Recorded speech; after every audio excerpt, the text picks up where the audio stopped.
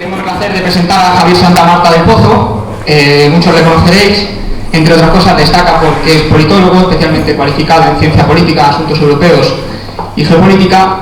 Es experto en ayuda humanitaria y asuntos de cooperación civil y militar, y además es comunicador sobre temas tan variados como pueden ser la cooperación al desarrollo, la historia o temas de estilo y protocolo. Bien, profesionalmente, entre otras actividades y participaciones, nuestro invitado es profesor en la Escuela de Guerra del Ministerio de Defensa desde el año 2004, lo cual ha compaginado desde el año 1999 con el ser coordinador y profesor de diversos cursos relacionados con cuestiones humanitarias. Además, desde agosto del 2017 colabora activamente en la revista La Aventura de la Historia del Grupo Unidad Editorial. En cuanto a su obra, tengo aquí delante sus dos últimos títulos dirigidos a la divulgación, sobre todo de temas históricos. Su primera obra en solitario fue Siempre tuvimos héroes, la aportación de España al humanitarismo, publicada en octubre de 2017. Y por último, en noviembre del 18, publica Siempre estuvieron ellas, Galería Histórica de Hispanas Memorables. Ambos libros los podéis adquirir aquí, los tenemos en las mesas y podemos aprovechar que está el autor. Pues bien, el título de la conferencia elegido por Javier Santamarta es Leyenda Negra, Fake News y Geopolítica. Nada nuevo en la historia, y es que justamente antes de comenzar la conferencia lo comentaba con nuestro invitado, que estos dos términos, pese a que pertenecen a dos momentos distintos de la historia, cada uno con sus situaciones particulares, los podríamos tratar efectivamente como sinónimos. La leyenda negra, por su parte, alcanza su máxima difusión en los siglos XVI, XVII y XVIII, proveniente sobre todo de países del extranjero, países de tradición protestante, mientras que las fake news son algo más moderno y típico de la globalización, que se ha difundido principalmente gracias a la televisión y las redes. ¿Qué objetivo tienen? Pues como muy bien nos va a comentar nuestro invitado Javier, el objetivo es geopolítico, es propaganda para tratar de estabilizar pues, bien a un Estado, bien a una organización o bien a una persona para tratar de marginarla socialmente. Creo que es un tema muy importante a tratar porque la leyenda negra es algo que nos afecta a todos. A día de hoy es un hecho que verdaderamente en la conciencia de los españoles nos ha hecho cargarnos de un sentido de culpa que yo considero desmesurado. Bien, pues también existe un contrapeso en la historia de autores como Emilia Pardo Bazán, Vicente Blasco Ibáñez y Julián Juderías, que comenzaron a hacer uso justamente de este término, y un término que ha jugado una muy mala pasada en la conciencia de los españoles, como ya he dicho. Aparte, más recientemente, profesores como la profesora María Elvira Roca también han dedicado textos a este fenómeno de la leyenda negra. Termino diciendo que incluso desde el extranjero, pese a que este fenómeno de la leyenda negra, sinónimo de las fake news, como nos va a comentar nuestro invitado, es un hecho, es un fenómeno que nace en el extranjero, también desde el extranjero se han alzado voces que han tratado de desmentirla. Leo una cita de Erasmus Darwin, médico y filósofo británico, abuelo del conocido Charles Darwin. En mis viajes por el inabarcable imperio español he quedado admirado de cómo los españoles tratan a los indios como a semejantes, incluso formando familias mestizas y creando para ellas hospitales y universidades. En fin, al fin y al cabo existe un contrapeso también fuera de España, que trata de desmentir esta leyenda que nosotros al fin y al cabo nos hemos convencido de que hay que creerse las pies juntillas. Sin más, agradecemos la presencia de nuestro invitado, Javier Santamarta, y esperamos que sea de su agrado la conferencia. Muchas gracias.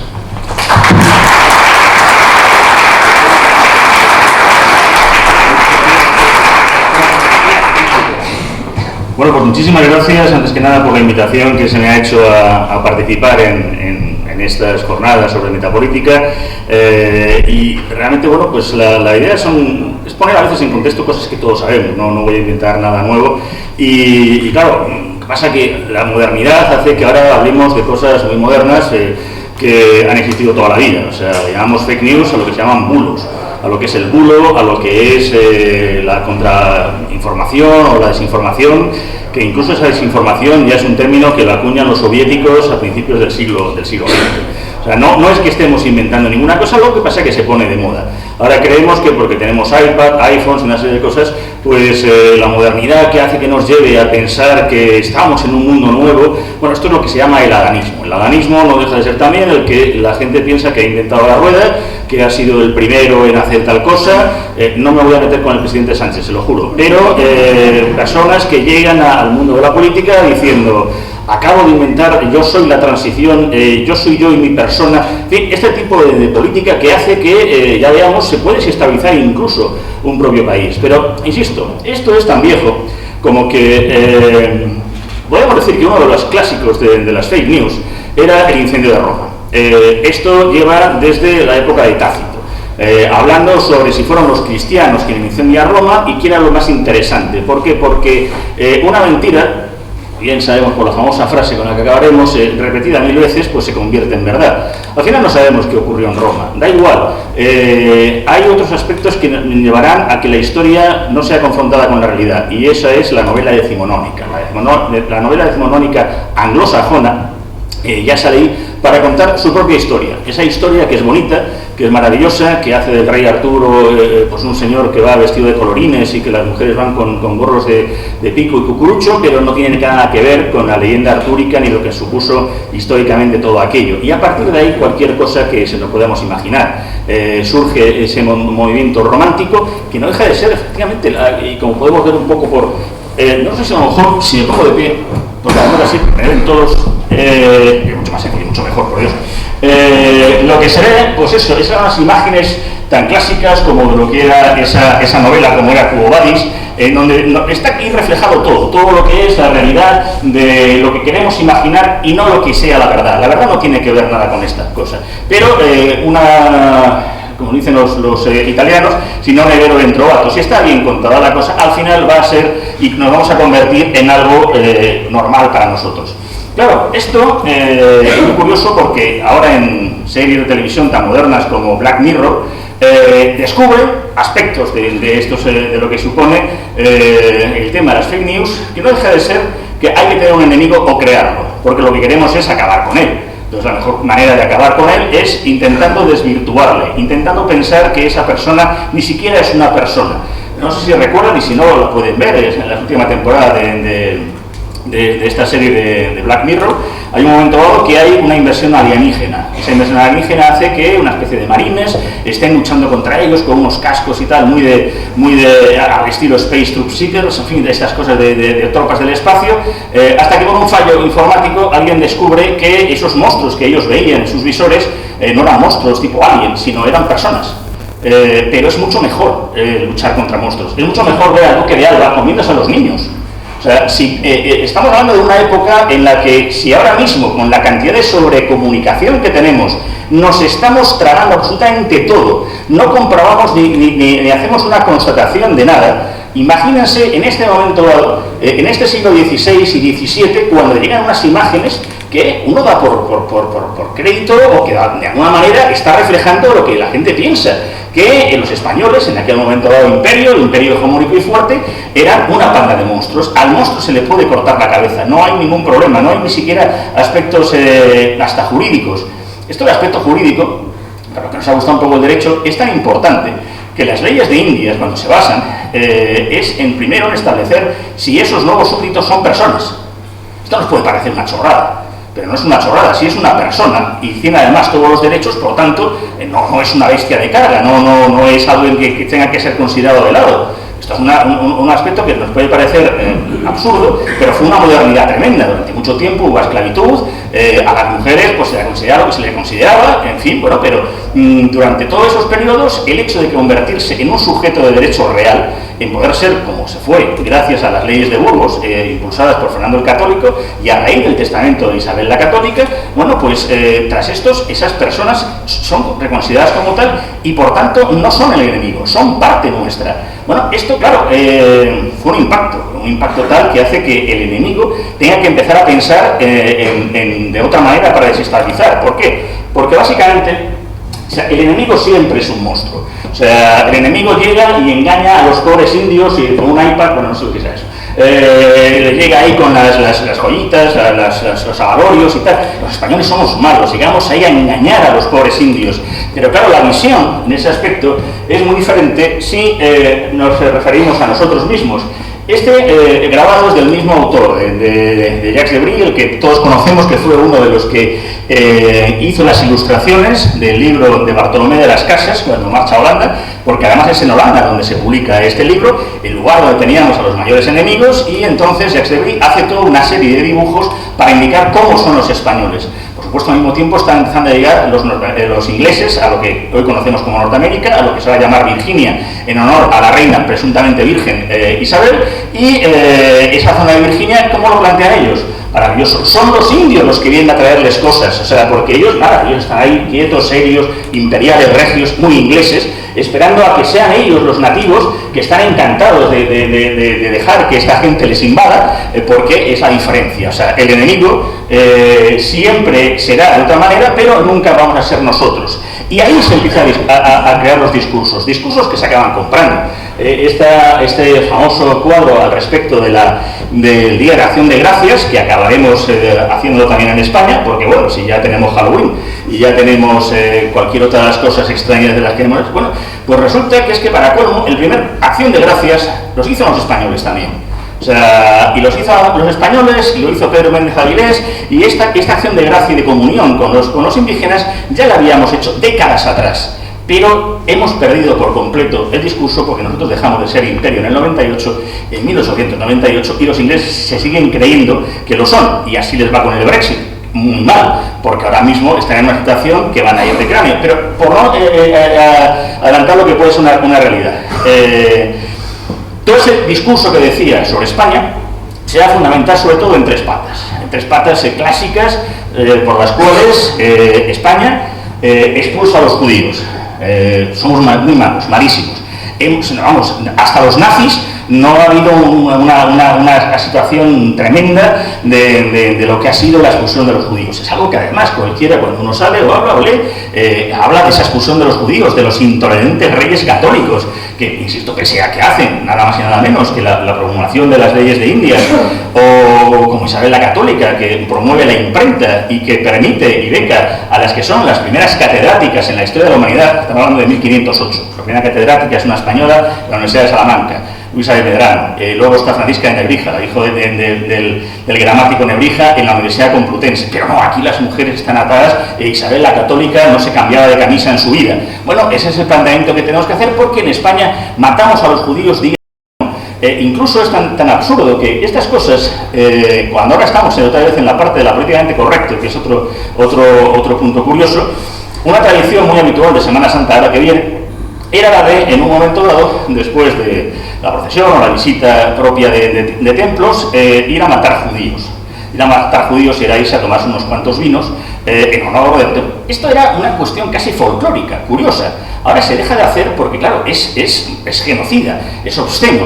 Estamos ya permitiendo que aspectos que no tenían más trascendencia van a acabar influyendo en nuestras vidas y en nuestro día a día. Pero claro, lo curioso de esto es que si vemos y establecemos lo que fue la expulsión de los judíos, en negro son los países que los expulsaron. Vemos España, 1492. Curioso que en Inglaterra ellos los expulsaran en 1290. Curioso que en Francia haya hecho varios progromos, eran expulsados desde 1182 varias veces, cada 2 por 3 se lo están haciendo. En Alemania se ha sido tan maravilloso, donde nos están indicando una cosa u otra, en Iglesia, en Hungría, en fin, esto no es nada nuevo. Pero es que para colmo que ahí se hemos llegado a los últimos. Claro, nos hemos expulsado los últimos porque nos lo habían traído a todos a nosotros, hombre, nos los expulsan y luego cuando nosotros ya estamos, que no tenemos más de judíos, diciendo, ahora estos tíos, qué malos son, los han expulsado, hombre, los han hecho ustedes antes. En fin, esto es absurdo, pero es que además es curioso. Lo que ocurrió con Sefarad, con los sefardíes, las Sefarad ya saben que es la palabra España, no ocurre con el resto de judíos expulsados de otros países. Esa leyenda típica y tópica se dice que los sefardíes guardaban las llaves, es cierto. el cariño hacia Sefarad, de los sefardíes, manteniendo incluso una radio en ladino, en lengua ladina, la lengua común, que es la lengua de las cantigas, se podía escuchar. Había un periódico, eso no ha ocurrido en ningún otro país. Es más, permítame la anécdota personal, porque es lo que tengo más a mano, no por otra cosa. Además queda muy bonito, porque paseaba yo por Sarajevo cuando estábamos en plena guerra de los Balcanes, esto ya cojona. Y estaba yo con mi asistente cruzando tras todo la cosa destruida y de pronto veo un cartel que pone La Benevolencia. Yo, ¿por qué? Porque ese nombre es raro. La Benevolencia no es un nombre serbo-croata. Si alguien conoce una palabra serbo-croata, bueno, es una cosa impronunciable que no tiene vocales. Tampoco era italiano, no podía por aquí. ¿Qué era eso? Paro, entro. Yo ahí chapurreando, pues eso, mi serbo-croata, me identifico, y entonces de pronto uno dice, hispana, sefaría, y se van para adentro y me traen un señor mayor, acabamos sentados y efectivamente era una organización sefardita. O sea, ahí siempre hablábamos de cristianos, ortodoxos, musulmanes. Bueno, pues había judíos en Sarajevo, y esos judíos eran sefardíes. Entonces, claro, al final nos sentaron, me pusieron la raquia, que es un aguardiente que toman en los Balcanes, que es como el KH7, pero bebestible, te deja nuevo. Bueno, pues eso fue tan maravilloso, porque de pronto nos pudimos hablar en ladino. Bueno, yo, en fin, menos mal que yo no soy de Aloxe y todavía algo de lo que era haberme leído las cantigas, podía entender las cosas de tal manera en que nos entendíamos como una lengua de la de Alfonso X. Bueno, ahí los dos medio llorando, todo el mundo rodeándonos, qué pena que no había selfies para hacérnoslo y haberlo subido en Instagram. O sea, pero aquello fue increíble. Esa es la realidad incluso de esa diáspora judía, que siempre se han sentido también españoles. No vamos a entrar aquí en las causas económicas o no reales de esa, pero el problema es que siempre se nos echa en cara lo peor que otros países han hecho antes, que incluso otros países han hecho de una manera mucho peor, y nosotros la creemos. Bueno, ¿cuál sería la segunda pata de la leyenda negra? La conquista de América. Teodor de Brie, ex de Brie también, es el mismo grabador, este Teodor de Brie. Bueno, pues aquí vemos cómo están los españoles disfrutando con un apareamiento, que era la manera simpática y divertida de matar a indios. Hay muchísimas, o sea, ustedes ponen de Brie en cualquier navegador y verán que estamos cerrándoles, haciendo descuartizamiento, empalamientos, cualquier tipo de cosa propia de los españoles. Esta es la imagen que queríamos dar y que damos a lo que es la conquista de América. Pero claro, ¿qué problema hay con la conquista de América que no se cuenta nunca? El número, por ejemplo, de universidades que se crean a la llegada de los españoles. Es que estamos hablando de 1538, la primera universidad. 1538, vamos a ver si estamos ahora mismo con 1492 el descubrimiento, 1519 la conquista de México. Es que en el 19, o sea, en el 20, 30 años más tarde, México ya tiene universidad. Pero es que esto no ha ocurrido en ningún otro, porque nuestro imperio en ese momento lo que quiso es ser agregador. Era un imperio muy base en lo que era Roma. Y bueno, ya sabemos por los clásicos de Monty Python qué es lo que ha hecho Roma por nosotros. Pues aparentemente nada. ¿Qué es lo que ha hecho España por nosotros? Todo esto. O sea, todavía no hay una sola... Es que, mira la cantidad, las fechas... Oiga, los británicos no habían llegado a Virginia, como el que dice, poco más o menos que al poquito de llegar nosotros. ¿Allí qué hicieron? Pues básicamente empezar a hacer las explotaciones de tipo comercial, como los holandeses, sin intentar integrarse, sin hacer ningún tipo de integración, y cuando digo integración digo de todo tipo. Las leyes que permitieron los matrimonios interraciales son ya de la época de Fernando el Católico. Esto en el Imperio Británico jamás se aceptó, nunca se quiso legislar. Y en Estados Unidos, herederos de estos que ahora mismo nos están quitando las estatuas de unos y de otros y que dicen que Junípero Serra era un genocida y que reniegan de su pasado, resulta que hasta los años 60 del siglo pasado no hubo una ley que permitió la constitucionalidad de los matrimonios mixtos. Nosotros ya llevamos 4 siglos con una legislación, porque nosotros siempre hemos sido además de un legalismo absoluto, pero no son además solamente universidades, hospitales, imprentas.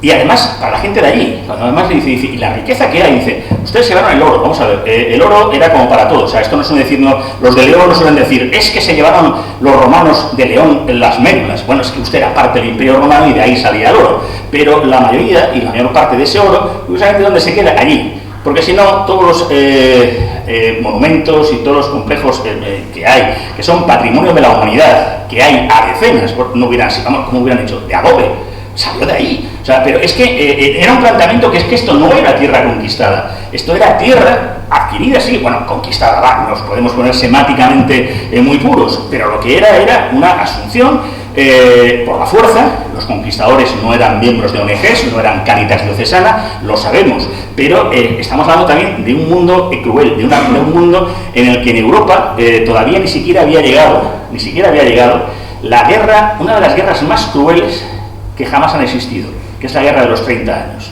La guerra de los 30 años, os recomiendo, no sé, cualquiera, desde la de Julio Albi, cualquiera también el que habla de los tercios, la guerra de los 30 años en Europa, y lo que supuso además las guerras de religión, es algo de lo que todavía ni siquiera nos podemos llegar a imaginar, porque nosotros no las vivimos. Es verdad que nosotros mandamos unos tercios, pero no las sufrimos. Y no las sufrimos, entre otras cosas, por la tercera pata de la leyenda negra, que es la Inquisición española. Que no hicimos más que quemar gente, quemar judíos, quemar de todo lo que pudiéramos quemar y un poco más. Bueno, curiosamente, primero que la Inquisición ni siquiera es un invento español. Mira que hemos hecho cosas en el mundo, pero la Inquisición es un invento francés. Pero la Inquisición española es la que ha tenido esa fama. Esa fama porque era también una de las formas de cómo atacar a ese imperio español, a la monarquía hispánica, a la corona de lo que fuera. Insisto, había que considerarles unos monstruos. La Inquisición, sin embargo, y es verdad que se crea para además el tema de los falsos conversos, y lo que intenta además establecer es unos tribunales con una rigurosidad absoluta. Gracias a eso, lo que hace es, por un lado, nos evita las guerras de religión que van a asolar Europa, y yo no digo que no mataran por miles durante esos 3 siglos y medio la Inquisición española, porque lo hizo. Según las cifras de Henry Kamen y algunos otros hispanistas reputadas, la cifra también va por los 3.000. Hombre, 3.000. En 350 años, solamente en la noche de San Bartolomé, en París, contra los hugonotes, mueren decenas de miles de hugonotes. Pero la noche de San Bartolomé, como París es bonito, París siempre es bonito, aunque estén matando hugonotes por la noche. Pero sin embargo aquí no, aquí estamos cargándonos y matando brujas, porque aquí además matamos a las brujas. Bueno, lo habrán oído además en la manifestación feminista de ayer, o sea, ahí estaban las hijas de las brujas que no pudimos quemar. Bueno, el único problema es que, claro, resulta que en España es donde menos brujas quedan. No me animo que me vengo arriba, va a ser peor, o sea, no se lo recomiendo. Pero, claro, resulta que de pronto a la hora de vemos la quema de brujas, resulta que es que en España no se llegaron a quemar ni 100 brujas. O sea, eso sí, los alemanes, 35.000, bueno, todo lo que era el Imperio Germánico, en Suiza, en todos estos lugares, en Suiza además mataban a mujeres, a niños, les daba igual. O sea, era un planteamiento que, bueno, que quedaba muy bonito, porque claro, nosotros, claro, como somos unos meapilas, católicos, apostólicos romanos, pues aquí llega incluso un inquisidor, como es Alonso de Salazar, que es el primero que tras las brujas de Zugarramurdi, ese suceso que todo el mundo conocemos por la película de la Iglesia, pues resulta que dice que esto es una chorrada. Esto además, para colmo, es un proceso que empieza a incoar un letrado francés que no entiende ni el vascuence ni el castellano, y que además empieza a confundir términos, y dice, eso de la aquelarre es una cosa malísima. Aquelarre significa un prado, no, es que claro, no tiene mayor significancia, pero bueno, vamos a darle toda la que hay, y esa histeria y esa huida que hay de Francia hacia la zona de Navarra, pues se provoca, pues eso, estos casos de histeria y de aprovechamiento de muchos para, vamos a aprovecharla a decir que esta persona es tal cosa, es bruja, brujo, o lo que sea, que dan, en fin, estos intereses que hay. Bueno, pues el informe que hizo este hombre, este inquisidor, este dominico, Alonso de Salazar, hizo que la Suprema de la Inquisición dijera, efectivamente, tiene usted razón, esto es una menez, y aquí además ya se dispone que aquí no se vuelve a hacer, no a perseguir, ni siquiera incoar ningún tipo de auto más con el tema de las brujas, porque esto ni siquiera tiene sentido. En Alemania siguen haciendo, salen, todavía quedan unos años para que aparezca, pero son el resto de otros países donde nos siguen dando esa idea y esa imagen. Porque claro, la visión de las cosas, centrándonos un poco con la actualidad, siempre es lo que hace que una cosa sea real o falsa. Por poner un ejemplo, esta importancia del punto de vista va a marcar que un hecho lo tengamos por bueno o por malo, según como lo intentamos ver. Va a ser más fácil, me estoy guiando con los botones.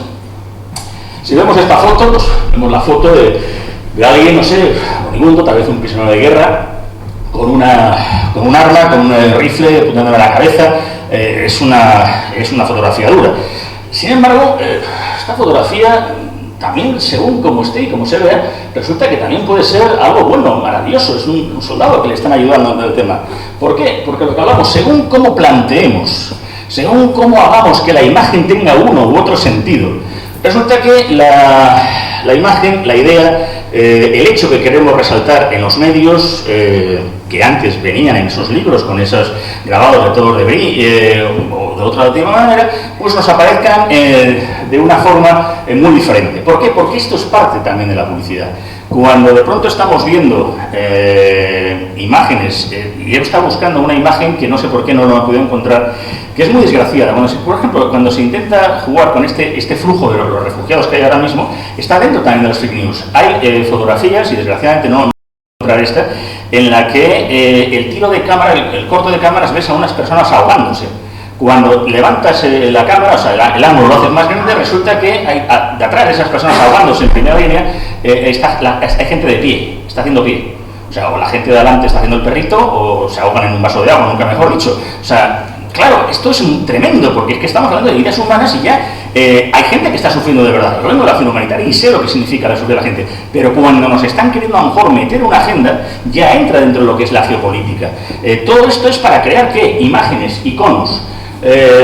Seguro que alguien sabría decirme qué es lo que tienen en común estas tres fotos tan icónicas, como la de Iwo Jima, la del Reichstag y la del miliciano en Cerro Muriano.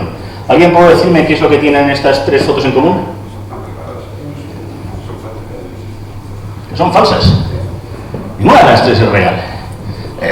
Aún no habremos visto hasta la película de Clint Eastwood, ¿verdad? Pero que dicen, bueno, pues hay que hacerla y hay que crear un icono, más todo lo que supuso, el que uno ni siquiera estaba en la foto, los que estaban en la foto no eran los que habían estado en ese momento dado. Esto fue un montaje además días después, ni había humo, ni había nada. En fin, todo esto, ¿por qué? Porque había que decir que en la Cancillería alemana los soviéticos habían plantado en pleno fragor del combate la bandera. Y por supuesto, capa no sé cuántas fotos que hizo este hombre haciendo el marcha atrás, porque es casi incluso hasta estadísticamente imposible coger a una persona cuando están pegando un tiro, y hay que tener mucha suerte. Y el problema es que tenemos negativos de cantidad de fotos de este miliciano moviéndose en una zona que ni siquiera era Cerro Muriano, porque al final se acaba de descubrir. Esto también es algo muy normal. Yo cuando he estado en zonas y lo digo, no lo digo por ponerme yo simplemente porque lo he conocido de primera mano. Era tremendo cómo veías gente de medios de comunicación a pedir que gente que estuviera de una u otra guerrilla, de un otro ejército, cuando encontraran la conexión, muchas hacían en directo, empezaron a pegar tiros y tal, les pagaban $50, una cosa así, para que aquello pareciera que estaban en pleno fragor de combate.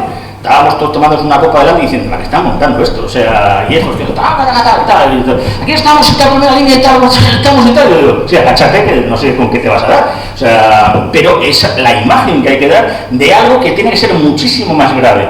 Claro, el problema no es eso. El problema es cómo lo puedes dar. El problema es ya incluso lo que hablamos con las composiciones, que hoy en día sí permite la técnica y que no es nada nuevo. En la época de Stalin ya empieza esa contrainformación con el arreglo de fotos. Claro. Las fotografías originales y el montaje final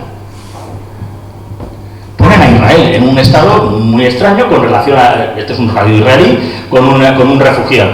Claro, si la vemos en un momento u otro, pues el cuadro, el montaje y tal, es mucho más espectacular, es mucho más atronador y mucho más diciendo, bueno, ¿esto cómo se puede permitir? Pues porque por eso hay que tener mucho cuidado incluso con las informaciones que nos llegan. Tenemos ahora mismo el aspecto que se hace geopolítica inmediata. Antes se tardaba mucho que los medios funcionaran. No, ahora mismo simplemente nos llegan imágenes.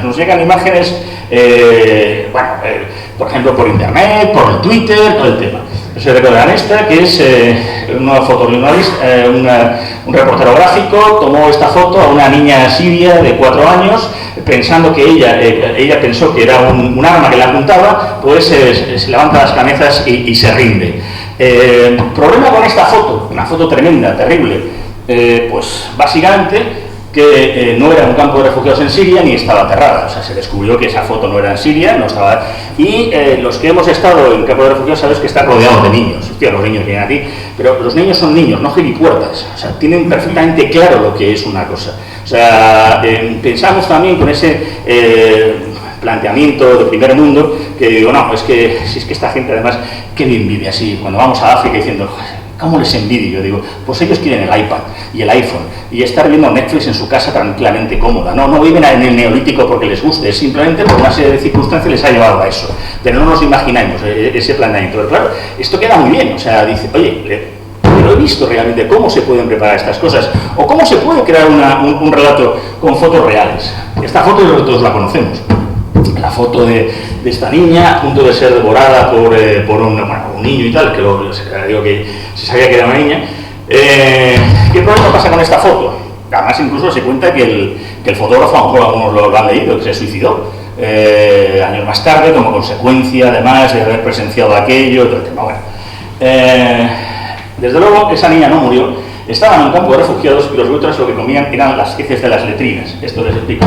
Los tiros de campo, según donde se haga, parece que las cosas están más cerca o más lejos. Los buitres no comen cosas vivas, entre otras cosas. Y esta niña lo que está haciendo es caca. En los campos de refugiados, en muchos sitios, no hay más que para hacer letrinas, hacer agujeros.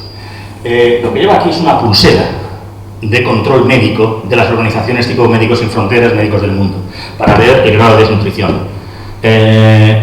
No estaba en ningún sitio ni se estaba muriendo, además la niña vivió, o sea, sobrevivió, pero y el otro se suicidó por un problema que tuvo afectivo con su pareja, o sea, pero es que es muy bonito crear toda esa imagen sobre iconos para dar o crear una sensación de una u otra cosa. De hecho, bueno, pueden decir que este tipo de imágenes con niños no son efectivas, pero todos recordamos la foto del niño Ailán, el niño en la playa con su jersey azul, el pantaloncito rojo, muerto ahí sobre la playa.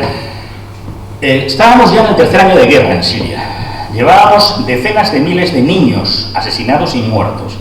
Resulta que justo cuando el flujo y la marea de refugiados en Hungría se pone a gritar "Where we want to go? To Germany. Where we want to go? To Germany".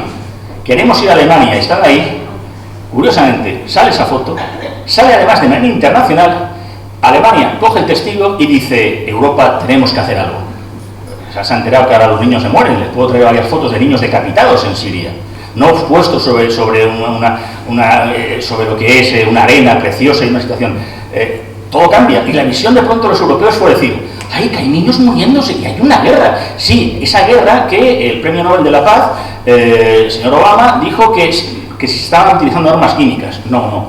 Entonces no intervenimos porque entonces se pueden seguir matando a lo tradicional, que es lo divertido, como en Ruanda, Burundi, que murieron en un fin de semana 200.000 personas a machetazos. Cuando es una cosa más tradicional, más artesana, pues no hace falta hacer nada, hombre, las armas químicas son malísimas.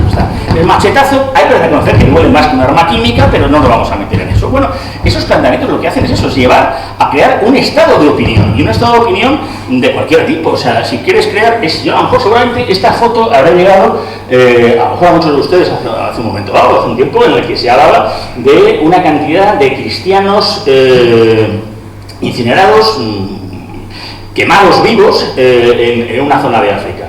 Esto además ha circulado por WhatsApp por muchos sitios. El problema otra vez de esta foto, pues el problema de esta foto es que no son cristianos quemados vivos, sino que son de un accidente fortuito que hubo en una gasolinera. Una vez que termina y retira la gasolina, retiran los cuerpos, y es que además los cuerpos están perfectamente colocaditos. Hombre, cuando se hace una masacre no se pone luego una colocada a los cuerpos diciendo como si fuera aquello una parrilla. Vamos a colocarlos bien, que no se nos chamusquen todos de manera así, como si fuera San Lorenzo en la parrilla. Hombre, es que ni siquiera que llegamos a creer aspectos que son tan obvios, que de obvios que son, ni siquiera se imagina uno por qué no. En fin, pongamos un ejemplo que además ya el genial Quino, ya ven ustedes, a veces hasta el humor puede llevarnos a algunas cosas, ya empezó a plantear hace unas décadas. Aquí, bueno, vemos, se lo leo porque seguramente no podrán leer hasta el fondo, dice: Bogrobo, un soldado del ejército que apoya al democrático presidente Masevich, regala chocolate a una madre y su hijita entre las ruinas de su casa destruida por guerrilleros. Ahora bien, esta misma imagen puede tener otro pie de foto. San Juan de Talpingo, un agente del cuerpo antinarcóticos, controla los documentos de una campesina. Muchas de ellas utilizan a sus hijos para pasar droga, ocultan sus juguetes. Bueno, pues también es creíble. Aunque claro, también podemos pensar que esto es Mailí, que para celebrar el Día del Ejército, las mujeres de este pequeño país siguen la tradición de obsequiar a cada soldado tabletas de caoé, un típico dulce elaborado con semillas de puaj. Tal vez a lo mejor estamos hablando de Ginebra, de un informe de UNICEF que revela que crece en todo el mundo el número de niñas víctimas de abuso sexual. En la foto una madre ofrece a su pequeña hija a un ignoto soldado a cambio de un poco de chocolate. Aunque también podemos estar en Cáfara. Una pequeña cafarita entrega a un integrante de la milicia Vengadores por la Paz un poema de agradecimiento por haber dado muerte a los niños malofitas que habían robado su muñeca. Aunque a lo mejor podemos ver a lo gordo, donde empezamos el tema. En este caso es un guerrillero del Frente Patriótico que regala chocolates a una madre y a su hijita entre la ruina de su casa destruida por el ejército que apoya al sanguinario presidente Machich, el primero que fue que era el que apoyaba a ese presidente. ¿Cuál es la verdad de todas esas fotos? La foto es la misma. El pie de foto cambia todo. Lo que queramos ver y lo que nos queramos imaginar, ahí está muchas veces lo que uno puede llegar a pensar de un conflicto, de una situación o de algo porque nos van a llegar unas noticias. Cuando la geopolítica te marca, y por ejemplo Balcanes, que fue mi experiencia de estar ahí 5 años, no sé si más o menos tendrán una idea de quiénes son los buenos, los malos, porque tiene que haber buenos y malos. Bueno, en Balcanes no hay buenos ni malos, están todos locos. O sea, el Balcanes, como dijo un compañero, un sargento de la Guardia Real en su momento, dice, Balcanes es el lugar donde la verdad no existe. Pero en general se decidió, la comunidad internacional, en un momento dado, que los serbios eran malos.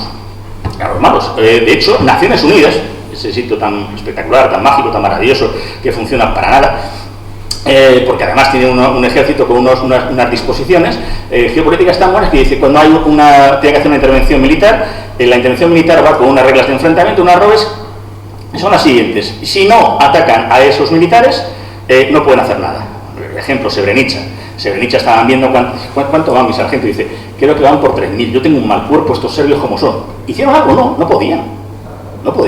Cuando incluso en Haití, en un terremoto, estaban los bomberos de Castilla y León salvando a unas niñas, de pronto vienen los cascos azules y le dicen, por favor, pueden retirarse, que es que viene ahí una turbamulta. Dicen, pero ustedes no, si a nosotros no nos atacan y nosotros no podemos hacer nada, como si por eso dan una piedra, empezamos aquí algo, bueno, qué cosa más estúpida y qué absurda. Bueno, pues en un momento la comunidad internacional, liderada por estas Naciones Unidas, decidió que los serbios eran malos.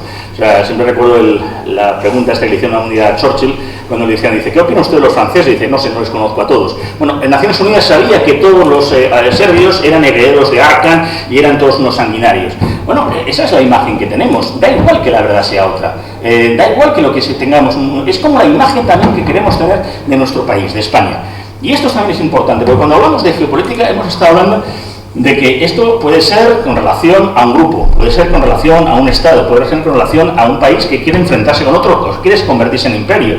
Hemos visto lo que ha pasado en las elecciones, típicamente en Estados Unidos, o con Rusia, si el establecimiento de vías de comunicación, y la comunicación siempre es poder, y el coronel Baños, que conoce más que bien la importancia que supone para cualquier ejército lo que es la información y el conocimiento sobre el terreno, e incluso utilizarlo a la contra. Es un ejemplo clásico el de Garbo, el espía español que despista a la inteligencia alemana y hace que fuera posible el desembarco en Normandía.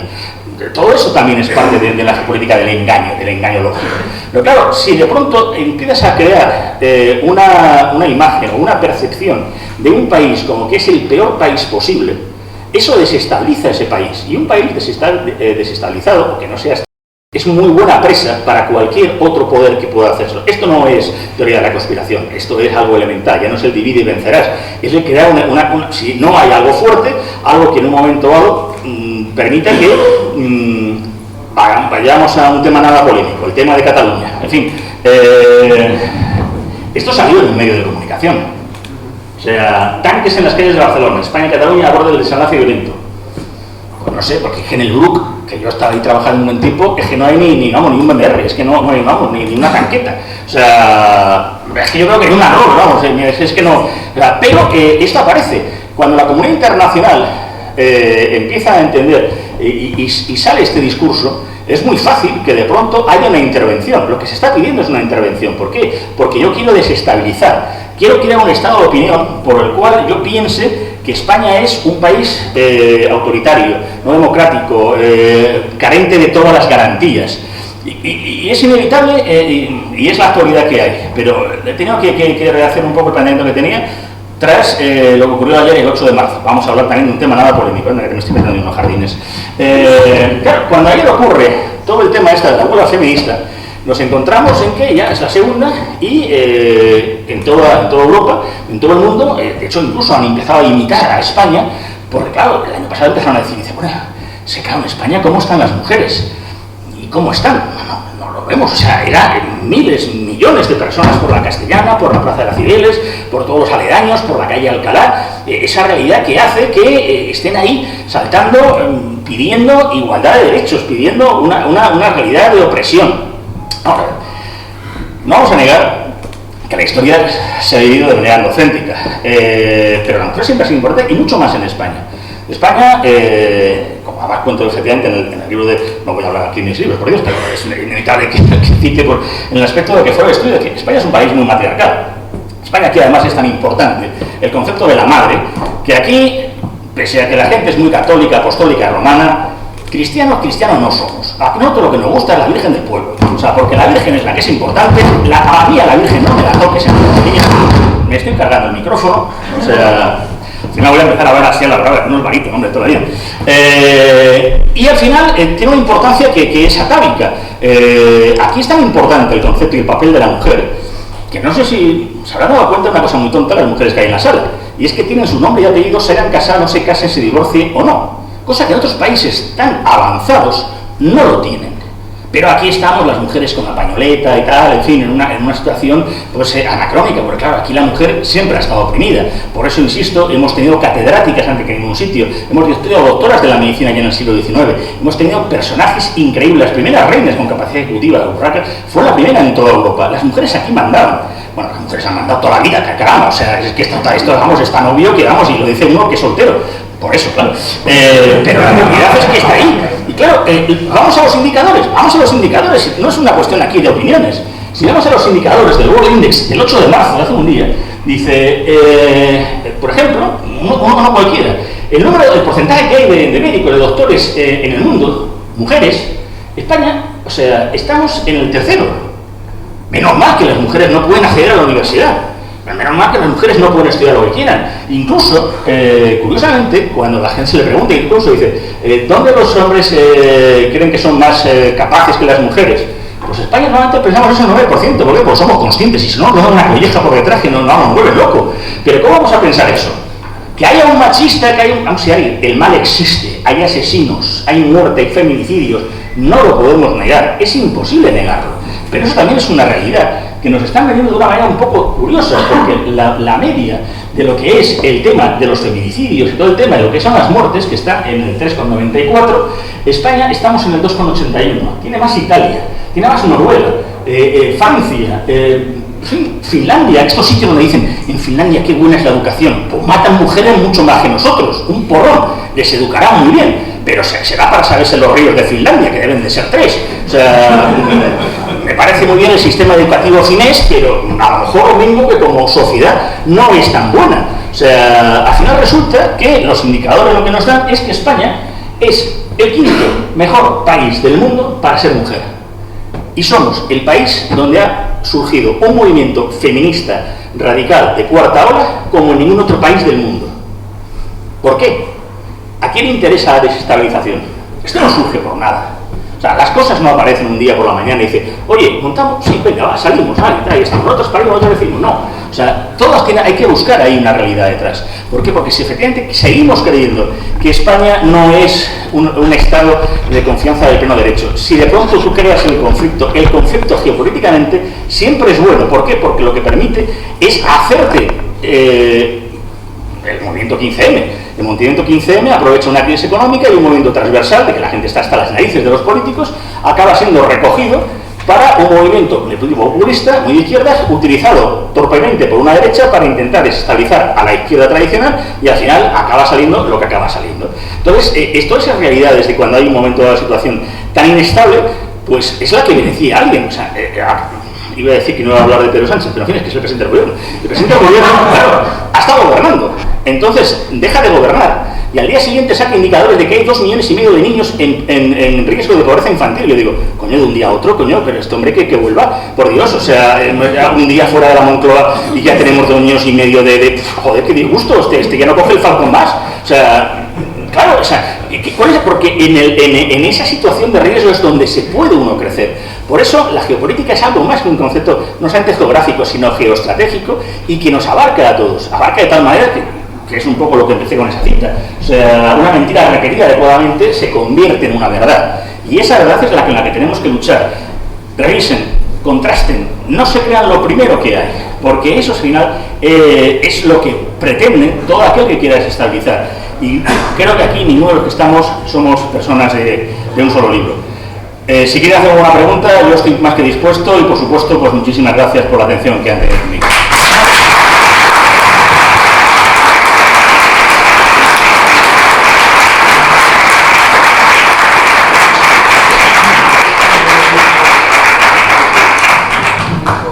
Sé que soy bueno, pero alguna pregunta tendrán que dar, ¿no? Una duda, en fin, no sé. Algo les habrá dejado yo en el carácter, con idea. Que si no pasamos directamente a la venta de libros y a la firma, yo encantado de dedicarles los libros míos. Por ejemplo, tuvimos series donde estamos ahí descubriendo que tantos españoles hicieron tanto por España y por el mundo, y tantas mujeres que merecen la pena ser recordadas, porque las mujeres siempre estuvieron ahí. Qué bueno sí, los libros. Ah, bueno. Digo, no lo conocemos de la señorita, de la tercera película. No, te quiero preguntar una cosa. Se le habrán quedado muchísimas mujeres, siempre por ellas, que es un libro fabuloso, yo me he leído, me ha encantado. Elígeme una. Es decir, bueno, de todas las que se me han quedado que nadie entra en el libro, que espero que haya una segunda parte. Bueno, de hecho, la introducción, que yo la llamo matria, que es un concepto que no la ha traído la mujer de Kisis, que yo ya la citaba ya en la Grecia clásica, y Unamuno también la cita, y Borges, en fin. Cito muchísimas y las dejo un poco para referir a que hay esas mujeres que están ahí. A mí me gustó mucho Ana María de Soto, una mujer que fue la primera infante de marina en el siglo XVIII, que se alistó a la marina, ella quería, pero claro, en aquel momento no es que no estuviera prohibido. O sea, que las mujeres, que no estaba ni siquiera regulado el hecho de que una mujer entrara en combate. Y el hecho de que no fuera algo prohibido demuestra que cuando se descubrió, tras haber estado en combate en varias ocasiones, y que era una mujer, pues al hacer obviamente el médico hacer la inspección, pues se la licenció con honores. Esto es, mantuvo el grado de sargento, el rey le dio un estanco, lo que se hacía antes, poner un estanco, una energía, y ella podía, en sus trajes de mujer, ir siempre con los galones de sargento de la infantería de marina española. O sea, por ejemplo, ese personaje es maravilloso, de cómo una mujer, que esa mujer cuando es reconocida como mujer, porque ella, es verdad, es una cuestión de que, en cuenta que España tiene mujeres de pleno derecho dentro de las Fuerzas Armadas hace 30 años. Y por cierto, es uno de los países con más mujeres de la OTAN, que no tuvo nada. O sea, Putin vale ya, o sea, qué pesado, o sea, que son las escuchas. Y sobre todo, además, entra en combate. La mujer española siempre está en combate. A mí una de las cosas que me ha fascinado ahí, el episodio de las mujeres de Valencia contra el duque de Lancaster, todas las mujeres contra la guerra del francés, las que están luchando incluso contra los moriscos. Hay cantidad de mujeres, y aquí en España ha sido uno de los lugares donde la mujer ha tenido un planteamiento guerrero tan importante que vuelvo a contar una anécdota de mi experiencia en la ayuda humanitaria. Cuando estábamos en Afganistán, bueno, seguimos en Afganistán, de hecho, los norteamericanos, que tienen esa mentalidad puritana, extraña y rara, que es la que estamos cogiendo nosotros, pues hicieron que las mujeres que iban en las Fuerzas Armadas norteamericanas fueran con un chador, porque así se integraban más, así no resultaba. ¿Qué hicieron las Fuerzas Armadas españolas? Primero, los tíos con una barba, o sea, que aquello era, el talibán iba acojonado, o sea, una barba de la escuela, o sea, esto ni de hipster ni nada. Y las mujeres con su chambergo y arma de reglamento al hombro. ¿Y qué pasó con los talibán? Que las consideraron guerreras. Les consideraron guerreros, les consideraron iguales. No eran mujeres, eran guerreros. Esa es la importancia también de entender en cada momento dado cómo pasarte de frenada con lo políticamente correcto. El reconocimiento que tenemos en las misiones internacionales de las Fuerzas Armadas todavía no ha llegado. Todavía no ha llegado y tendrían que escribirse muchas cosas al respecto. Perdón, es que me enrollé y digo todo tres sables. Bueno, pero sí, doctor, sí, una pregunta doble. Sí. Usted que ha estudiado tan a fondo el tema de las mentiras y de la geopolítica del engaño, ¿considera que el Holocausto es una geopolítica del engaño? Primera pregunta. Segunda, ¿me puede decir cuándo dijo José Llull esa frase que se ha repetido hasta la saciedad y que no está acreditada que sea cierta? Pues seguramente no, porque eso es a lo mejor, volvemos a decir, contésteme primero la primera pregunta. Sí. El único problema de la primera pregunta es que no hay posibilidad de constatarlo, porque incluso las cifras que se establecen sobre los 6 millones ni siquiera estaban recogidas internacionalmente por las propias fuentes judías. Entonces empieza a haber una contrastación de las fuentes que había en los diversos campos, desde Auschwitz, Mauthausen, y la suma es imposible. La verdad es que es evidente que hubo en un momento dado algún tipo de programa internamiento y no sabemos si de exterminio o no, porque, pero insisto, que es que no hay tampoco unas pruebas que la puedan desmentir, porque todo eso lo cogen los norteamericanos, entran y vamos a ver, ¿podemos entrar aquí al negacionismo o no? Yo puedo pillar a pensar, porque yo no tengo datos para pensar una cosa. En un momento dice, hombre, vamos a ver, si alguien quiere cargarse a alguien, no te los metes en unos trenes, los llevas cientos de kilómetros, los instalas, los preparas, hombre, normalmente se les mata ya directamente. O sea, eso sería lo más práctico, no es práctico. Otra cosa es que a lo mejor cuando se fueran a caer las líneas y los frentes, se hiciera un tipo de decir, hay que hacer tierra quemada, y entre ellos están los prisioneros. Eso también es posible. Insisto, el problema está en que toda esa documentación está muy bien a resguardo.